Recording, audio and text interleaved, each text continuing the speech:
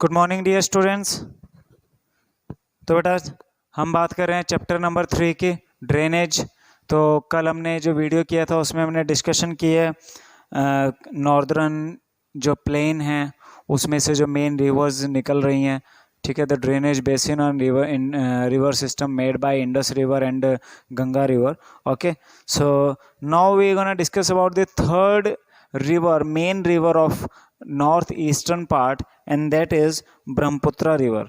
ठीक है, सो ये हमने पहले भी किया था या मैं एक बार आपको फिर से मैप के थ्रू ही समझा देता हूँ।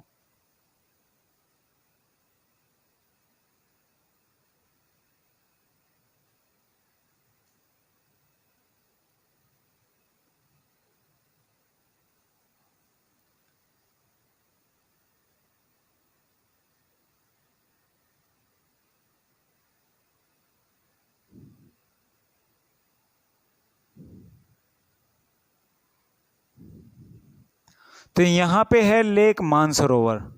ठीक है, तो लेक मानसरोवर से निकलती है ब्रह्मपुत्र रिवर और इसको यहाँ पे क्या कहते हैं, जांगपो। और ये यहाँ अरुणाचल प्रदेश में एंटर होती है और फिर यहाँ से फ्लो होने के बाद बांग्लादेश में ये चली जाती है। तो यहाँ आसाम में ये फ्लो होती है। ठीक है, आसाम में ये जो फ्लो होती है तो इसमें जो वाटर डेंसिटी है वो बहुत ज़्यादा है और यहाँ पे एक ब्रेडेड चैनल बनाती है, यानी कि ऐसे बहुत सारी जलधाराओं में बहुत सारे पार्ट में ये डिवाइड रहती है। ठीक है, so Brahmaputra rises in Tibet east of Mansarovar lake very close to the source of the Indus and the Sutlej. It is slightly longer than the Indus. तो ये जो रिवर है इंडस से थोड़ा सा बड़ा है। The most of its course lies outside India, और इसका जो ज़्यादातर कोर्स है वो इंडिया से बाहर है, या तो यहाँ तिब्बत में है या फिर यहाँ बांग्लादेश में है। It flows eastward parallel to Himalaya. On reaching the Namcha Barwa, it takes a U-turn and enter India and Arunachal Pradesh through a gorge. तो यहाँ पे नामचा बारवा नाम की जगह पे क्या हो जाती है, एकदम मुड़ जाती है और इंडिया में अरुणाचल प्रदेश में ये एंटर करती है। So here it is called the Dihang and it is joined by the Dibang, the Lohit and many other tributaries from Brahmaputra in Assam. तो यहाँ पे क्या है कि इसको कहते हैं दिहांग। फिर इसमें और बहुत सारी यहाँ पे ट्रिब्यूटरीज हैं, लाइक दिबांग है, लोहित है, वो रिवर्स इसमें क्या हो जाती हैं, मर्ज हो जाती हैं और इसकी जो वाटर डेंसिटी है वो काफ़ी ज़्यादा हो जाती है। ठीक है, so in Tibet the river carries a small volume water and silt, less silt, it is cold and dry area। तो यहाँ पे क्या है, ये कोल्ड एंड ड्राई सा एरिया है, यहाँ पे ज़्यादा बारिश नहीं होती, ज़्यादा स्नोफॉल भी नहीं होता, तो इसलिए तिब्बत रीजन से जब ब्रह्मपुत्र फ्लो करती है तो इसमें ज़्यादा पानी नहीं होता, ना ही ज़्यादा सिल्ट होता है इसके अंदर।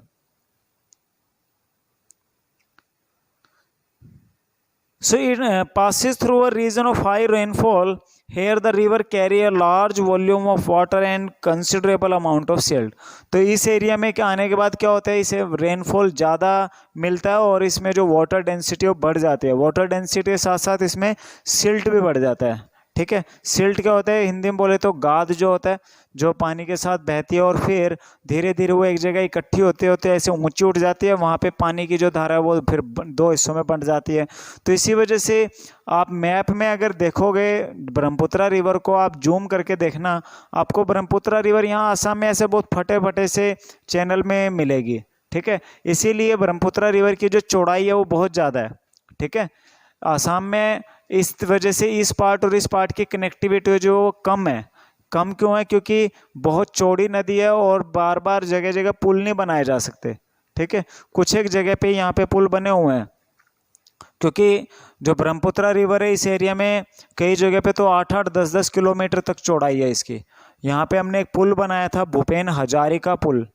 ठीक है, उसकी लंबाई भी लगभग 9.5 से 10 किलोमीटर के आसपास आती है। तो इसकी जो चौड़ाई है यहाँ पे बहुत ज़्यादा है। So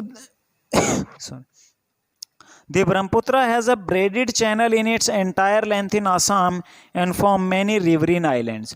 तो यहाँ पे क्या है कि ये ब्रेडेड चैनल में बहती है और इसीलिए यहाँ पे क्या है बहुत सारे रिवरिन आइलैंड बन जाते हैं। नदी में कुछ बहुत सारे टापू से बने हुए हैं, जिनमें से एक है Majuli. Majuli is the largest riverine island in the world. दुनिया में किसी भी नदी के अंदर पाया जाने वाला सबसे बड़ा आइलैंड माजुली है, जो कि ब्रह्मपुत्रा रिवर में है।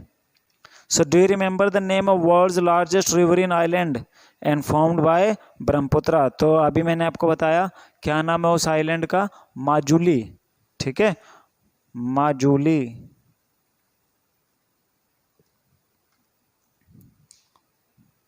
So every year during the rainy season the river overflow its bank causing widespread devastation due to flood in Assam and Bangladesh. तो हर साल क्या होता है, बारिश के दिनों में इसकी डेंसिटी बढ़ जाती है पानी की, और हर साल जो है यहाँ पे बाढ़ आती है। ठीक है, बांग्लादेश में भी, आसाम में भी। Unlike other north Indian river, Brahmaputra is marked by huge deposit of silt on its bed causing the river bed to rise and the river also shift it channel frequently. ठीक है, और इसके जो चैनल हैं, धाराएँ, वो बार बार रास्ता बदलती रहती हैं। ठीक है, और इसके अंदर जो सिल्ट की क्वांटिटी है वो भी काफ़ी ज़्यादा है। तो ये वाला जो प्लेन है इसका, अब ये तो सारा अरुणाचल वाला तो माउंटेन एरिया है, तो ये जो एरिया है ये प्लेन एरिया आसाम का, ये वाला। ठीक है, इतना ये आसाम प्लेन है जो कि ब्रह्मपुत्रा रिवर ने बनाया है, और यहाँ पे जो रिवर आके मर्ज होती हैं इसको कहते हैं ब्रह्मपुत्रा रिवर सिस्टम। ठीक है भाई, तो ये हमने 3 रिवर सिस्टम का बात किया, जो कि कौन कौन सी, पहले हमने किया था यहाँ पे Indus river system, Ganga river system and this is Brahmaputra river system. तो ये 3 रिवर सिस्टम है जो कि हिमालयन है। ठीक है, हिमालय से फ्लो होके आते हैं। अब हम करते हैं नेक्स्ट पेनिनसुलर रिवर्स। ठीक है,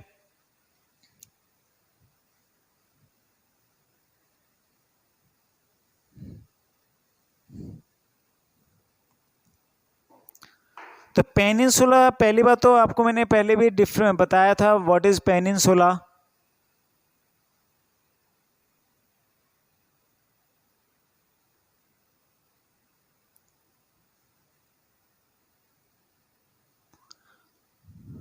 अब ये जो एक पार्ट है इंडिया का,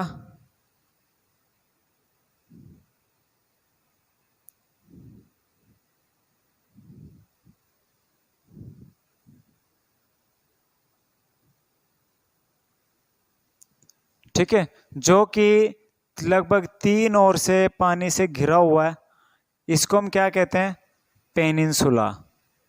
इस तरफ है अरेबियन सी, इस तरफ है बे ऑफ बंगाल। ठीक है, यहाँ पर है वेस्टर्न घाट और यहाँ पर है ईस्टर्न घाट। तो वेस्टर्न घाट से कुछ रिवर्स जो हैं यहाँ पे निकलती हैं। अब यहाँ क्या है कि ये जो मिड वाला पार्ट है, यहाँ पर है विंध्याचल और सतपुड़ा की पहाड़ियाँ। ठीक है, तो इन हिस्सों से 2 रिवर निकलती है, एक है नर्मदा, एक है ताप्ती, जो कि ईस्ट से वेस्ट की डायरेक्शन में फ्लो करती हैं, और बाकी जो रिवर्स हैं जो यहाँ से निकलती हैं वेस्टर्न घाट से, ठीक है, जो कि इस डायरेक्शन में फ्लो करती हैं बे ऑफ बंगाल की तरफ। So the main water divide in peninsula India is formed by western Ghat which runs from north to south close to western coast. तो यहाँ पे ये क्या है, वेस्टर्न कोस्ट है और इसके साथ साथ है वेस्टर्न घाट। ठीक है, तो ये क्या करता है, एक वाटर डिवाइड का काम करता है। So most of the major river of peninsula such as the Mahanadi, the Godavari, the Krishna and the Kaveri flow eastward and drain into Bay of Bengal। तो ये किस डायरेक्शन में बहती हैं, इस डायरेक्शन में, ईस्टवर्ड डायरेक्शन में, और बे ऑफ बंगाल में जाकर ये मर्ज होती हैं। So these rivers make delta at their mouth and there are numerous small streams flowing west of the western घाट। ठीक है, तो यहाँ छोटी छोटी और भी कुछ इस तरफ वेस्टर्न साइड में फ्लो कर रही हैं, वो कोई मेजर बात नहीं है, मेजर रिवर्स हैं इस तरफ। ठीक है, the drainage basin of the peninsular river are comparatively smaller in size. अब जैसे हमने ऊपर देखा नॉर्दर्न इंडिया में जो Indus river system, Ganga river system, Brahmaputra river system, तो गंगा और इंडस का रिवर सिस्टम बहुत बड़ा है, बट कंपैरेटिवली जो पेनिनसुलर रिवर्स हैं जिसमें कि गोदावरी, महानदी, कावेरी, इनका जो रिवर सिस्टम है वो उतना बड़ा नहीं है, उतना ब्रॉड नहीं है। So first of all we will discuss about the Narmada basin. The Narmada rises in the Amarkantak hills in Madhya Pradesh. तो क्या होता है कि नर्मदा यहाँ अमरकंटक की पहाड़ियाँ हैं वहाँ से निकलती है, and it flowed towards the west in a rift valley formed due to faulting, and on its way to the sea the Narmada create many picturesque location। तो क्या होता है कि ये यहाँ से इस तरफ फ्लो कर रही है, ठीक है, जो कि एक रिफ्ट वैली है फॉल्टिंग की वजह से जो बनी है। And Narmada creates many picturesque location, the marble rock near Jabalpur where the Narmada flows through a deep gorge, and the Dhuandhar Fall where the river plunges over steep rocks are some of the notable ones। ठीक है, और क्या है कि नर्मदा कुछ picture cues बहुत अच्छे अच्छे सुंदर दृश्य बनाती है, ठीक है, और एक धुआंधार फॉल है जो कि नर्मदा नदी का बहुत अच्छा एक व्यू पॉइंट है। So all tributaries of Narmada are very short and most of these join the main stream at right angle। The Narmada basin cover part of Madhya Pradesh and Gujarat। ठीक है, तो है क्या, यहाँ पे अमरकंटक की पहाड़ियों से नर्मदा निकलती है और फ्लो करते हुए यहाँ आके इस पार्ट में ये अरेबियन सी में मर्ज हो जाती है। ठीक है, तो इसमें कुछ रिवर्स हैं जो कि ये थोड़ा मैंने ऊपर बनाया, थोड़ा ऐसे बनेगा, ठीक है, तो यहाँ पर मध्य प्रदेश में अमरकंटक की पहाड़ियाँ यहाँ से निकल के ऐसे फ्लो होती हैं, और यहाँ पे अभी एक नया डैम बना है, सरदार सरोवर डैम, जो कि नर्मदा नदी पे बनाया गया है। ठीक है, उसके बाद आती है दी तापी बेसिन। तापी क्या है, इससे नीचे एक और रिवर है वो भी पैरेलली इसके बहती है और यहाँ आके ये भी मर्ज हो जाती है अरेबियन सी में। तो ये ऊपर वाली है नर्मदा और नीचे है Tapi. Tapi basin, the Tapi rises in the Satpura range in Betul district of Madhya Pradesh. अब ये सतपुड़ा रेंज में बैतूल डिस्ट्रिक्ट से राइज होती है मध्य प्रदेश में। It flows in a rift valley parallel to the Narmada but is much shorter in length. तो ये नर्मदा के पैरेलल से बहती है बट इसकी जो लेंथ है वो नर्मदा जितनी नहीं है उससे कम है। And its basin cover part of Madhya Pradesh, Gujarat and Maharashtra. The coastal plain between western Ghat and Arabian sea are very narrow, so hence the coastal river are very short.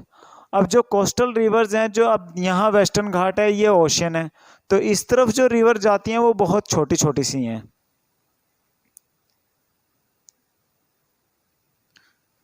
So the main west flowing river are Sabarmati, Mahi, Bharathapuzha, Periyar. ठीक है, जैसे पेरियार यहाँ केरला में है, ठीक है, यहाँ पर है माही गुजरात में जो कि वेस्टवर्ड बहती है। तो जो वेस्टवर्ड रिवर बहती हैं उनमें से बहुत कम रिवर ही लेंथी हैं, सिर्फ ये नर्मदा और ताप्ती दो रिवर ही लेंथी हैं जो इस तरफ बहती हैं, बाकी सब छोटी छोटी सी रिवर हैं। अदरवाइज पेनिनसुलर पार्ट की जो मेजर रिवर हैं वो इस तरफ बहती हैं। ठीक है, अब उनमें से सबसे पहले हम करते हैं दी गोदावरी बेसिन। ठीक है, गोदावरी नदी के बारे में। So the Godavari is largest peninsular river. Godavari क्या है, ये सबसे बड़ी पेनिनसुलर रिवर है, यहाँ पे सबसे बड़ी पेनिनसुलर रिवर है। It rises from the slopes of western Ghat in the Nashik district of Maharashtra. यहाँ मुंबई से थोड़ा इस तरफ घाट से नासिक नाम का एरिया है, नासिक से निकलती है गोदावरी नदी। Its length is about 1500 kilometre, और गोदावरी की जो लेंथ है वो 1500 किलोमीटर है। It drain into Bay of Bengal, और ये कहाँ जाके गिरती है, बे ऑफ बंगाल में, बंगाल की खाड़ी में। It drainage basin is also the largest among the peninsular rivers. The basin cover part of Maharashtra, about 50% of basin are lying into Maharashtra, और इसका जो मेजर फ्लोइंग एरिया है वो महाराष्ट्र में है। ठीक है। तो महाराष्ट्र के बाद ये चली जाती है तेलंगाना होते हुए बे ऑफ बंगाल में। So Madhya Pradesh, Odisha, Andhra Pradesh, the Godavari is joined by a number of tributary, और इसमें और भी कई ट्रिब्यूटरी हैं। जैसे आप मैप पे आओ, रिवर मैप पे, तो रिवर मैप में आप देखो गोदावरी नदी तापी से नीचे निकल रही है, ठीक है। ऊपर से एक नदी आ रही है पेन गंगा, और आगे जाके ये आंध्र प्रदेश में मर्ज हो जाएगी बे ऑफ बंगाल में, ठीक है। तो यहाँ से ये निकलती है और ऐसे फ्लो होती है। यहाँ से एक पेन गंगा आ रही है जो कि इसमें मर्ज होती है, फिर ये जाके यहाँ पर डेल्टा फॉर्म करती है, ठीक है। डेल्टा फॉर्म करते हुए क्या होती है कि गिर जाती है बे ऑफ बंगाल में। So the Godavari joined by a number of tributaries such as the Purna, the Vardha, the Parnhita, the Manjara, the Venganga and Penuganga. The last three tributaries are very large. तो इसमें वेणुगंगा और पेणुगंगा जो दो tributary हैं वो बहुत काफ़ी अच्छी लेंथ की हैं। Because of its length and the area it covers, it is also known as दक्षिण गंगा। और ये इसकी लेंथ एंड एरिया जो कवरिंग एरिया है इसका वो काफ़ी बड़ा है, इसीलिए इसको दक्षिण गंगा भी कहा जाता है। जैसे नॉर्दर्न एरिया में गंगा काफ़ी बड़ी रिवर है, इंपॉर्टेंट रिवर है, उसका जो प्लेन है वो भी काफ़ी ज़्यादा है, same as it is Godavari का साउदर्न पार्ट में है, ठीक है। तो ये है गोदावरी बेसिन। तो बेटा आज हमने किए 4 Brahmaputra river basin, Narmada river basin, Tapti river basin and Godavari river basin. तो बाकी हम करेंगे कल, और इनको अच्छे से आप स्टडी करो। Okay, thank you.